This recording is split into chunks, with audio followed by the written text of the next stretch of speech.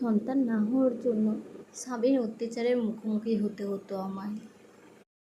শ্বশুর শাশুড়ি ননদ কম কথা শোনায়নি আমায় বাচ্চা না হওয়ার জন্য। সব সহ্য করেও আমি স্বামীর সাথেই থাকার চিন্তাভাবনা করে নিয়েছিলাম। হঠাৎ একদিন জানালার পাশ দিয়ে স্বামী ও শাশুড়ির কথোপকথনে শুনতে পেলাম যে আমার শাশুড়ি নাকি আমার স্বামীকে বলছে দ্বিতীয় বিয়ে করার জন্য। ওই কথা শুনেই আমার বুক কেঁপে উঠল। অঝরে আমার চোখে জল চলে এলো। সেই কথা শুনে আমি সঙ্গে সঙ্গে রুমের দিকে দৌড় মারলাম।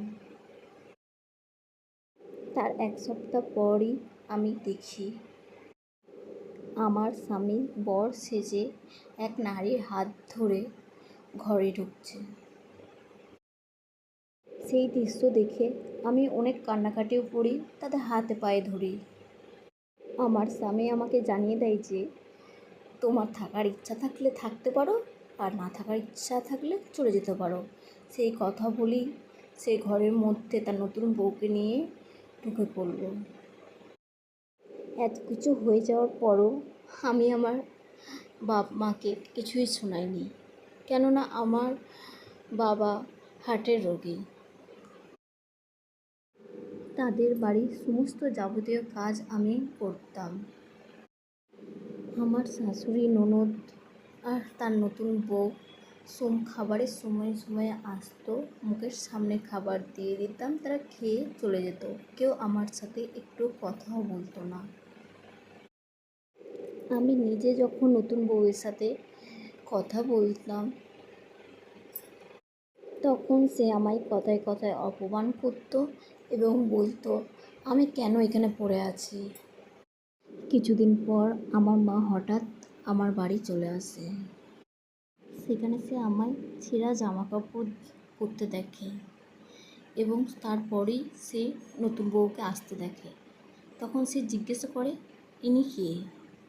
আমার শাশুড়ি শুনে সঙ্গে সঙ্গে উত্তর দিল, এটা আমার ছেলের নতুন বউ। আপনার মেয়ে কি কিছুই বলেননি আপনাকে? আর লজ্জায় বলবেই বা কী করে? 5 বছর বিয়ে হয়ে গেছে, এখনও পর্যন্ত একটা সন্তানও জন্ম দিতে পারেনি।